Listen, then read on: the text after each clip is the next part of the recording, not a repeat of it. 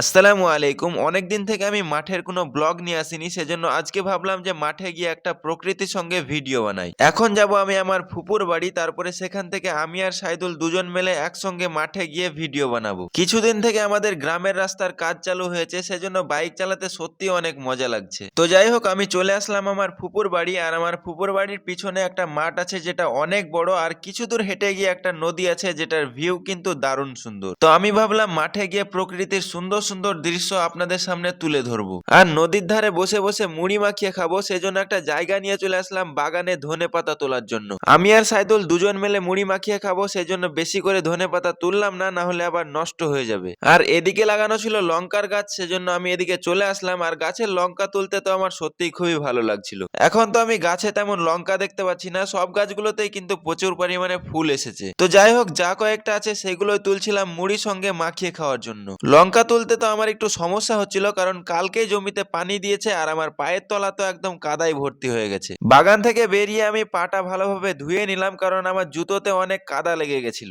ধনেপাতা আর লঙ্কাটা ভালোভাবে ধুয়ে নিয়ে আমি মাঠের দিকে যাচ্ছিলাম একটা প্যাকেটে মুড়ি, চানাচুর, ধনেপাতা, লঙ্কা আর পেঁয়াজ নিয়ে। এখন জমিতে তো ধান লাগিয়েছে, সেজন্য মাঠ একদম কাদা কাদা হয়েছে আর আমাদের যেতেও একটু সমস্যা হচ্ছিল। তখনই আমি লাফিয়ে একটা আল পার করতে গিয়ে কাদায় পড়ে গেলাম। তখন আমার এক হাতে তো মুড়ি ছিল, কিন্তু মুড়িটা আমি কাদায় পড়তে দিইনি। আর আপনারা তো দেখতেই পাচ্ছেন আমার প্যান্টের অবস্থা একদম বাজে হয়ে গেছে। আমি যখন পড়ে গেছিলাম তখন সাইদুল ভিডিওর ক্লিপটা নিতে পারেনি, কিন্তু আমি পড়ার সঙ্গে সঙ্গেই কিন্তু ভিডিওটা অন করে দিয়েছিল। আমার প্যান্টে তো অনেক কাদা লেগে গেছে, সেটা আমি ধোয়ার চেষ্টা করছিলাম, কিন্তু যে পানিটা দিয়ে ধুচ্ছিলাম সেই পানিটাও কিন্তু নোংরা ছিল। আর এখানে যে ডিপটা চলছিল সেটা থেকে কিছু পানি লিক করছিল, আর সেই পানি দিয়ে আমি প্যান্টটাকে ভালোভাবে ধুয়ে নিলাম। তো গাইজ, প্যান্টটা ধুতে গিয়ে তো আমার প্যান্টের এক সাইড পুরোটাই ভিজে গেল। আর এখন মাঠে প্রচুর হাওয়া বইছে, সেজন্য আমার কিন্তু ঠান্ডাও লাগছিল। নদীর ধার যাওয়ার জন্য আমাদেরকে অনেকটাই মাঠে মাঠে হেঁটে যেতে হবে, সেজন্য আমরা যাচ্ছিলাম সরিষার জমির আল দিয়ে। তখনই এখানে দেখতে পেলাম মাঠের মধ্যে একটা মেশিনে সরিষাগুলো মারছে।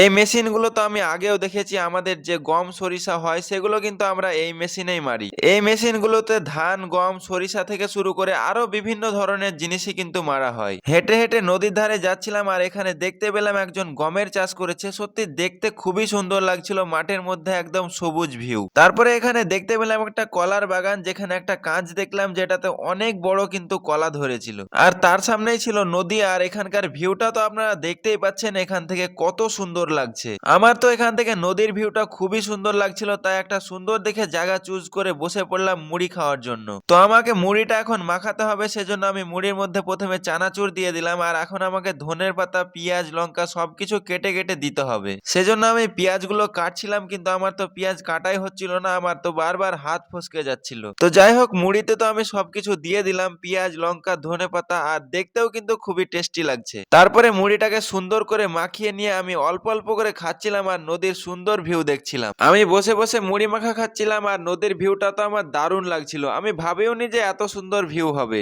কিছুক্ষণ ধরে আমি মুড়ি খাচ্ছিলাম আর এখানে হঠাৎ দেখতে পেলাম নদীর মিডিল দিয়ে একটা লঞ্চ যাচ্ছে। গাইজ, এই লঞ্চটা দেখে তো আমি চিনতে পেরে গেছি, সেজন্য হাই করছিলাম। আর এই লঞ্চটা কিন্তু আমাদের কলেজ ঘাটেই দাঁড়িয়ে থাকে। আর এটা তখন বহরমপুরের দিকেই যাচ্ছিল, তখন আমি আরো শিওর হয়ে গেছিলাম যে হ্যাঁ, এটাই হলো সেই লঞ্চটা যেটা বহরমপুর কলেজ ঘাটে দাঁড়িয়ে থাকে। তো যাই হোক, মুড়ি খাওয়া কমপ্লিট করে আমি নদীর ধারে চলে আসলাম পানি নিয়ে একটু খেলা করার জন্য। যে প্যাকেটটাতে আমি মুড়ি খেলাম সেটাতেই পানি ভরছিলাম, আর পানি নিয়ে খেলতে তো আমার সত্যিই খুবই ভালো লাগছিল।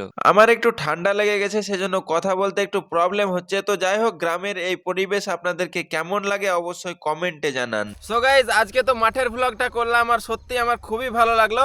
আর সব থেকে ইন্টারেস্টিং জিনিস লেগেছে আমার, নদীর ধারে বসে মুড়ি খেলাম আর আমার সামনে দিয়ে যখন লঞ্চটা যাচ্ছিল তখন আমাকে সব থেকে বেশি ভালো লেগেছে। তো যাই হোক, ভিডিওটি আমি আর বড় করছি না, এখানে শেষ করছি। তো ভিডিওটি আপনাদেরকে কেমন লাগলো অবশ্যই কমেন্টে জানান। আর ভিডিওটি ভালো লাগলে অবশ্যই চ্যানেলটিকে সাবস্ক্রাইব করে পাশে থাকুন। দেখা হচ্ছে আবার নতুন ইন্টারেস্টিং ভিডিও নিয়ে। Tata, bye bye.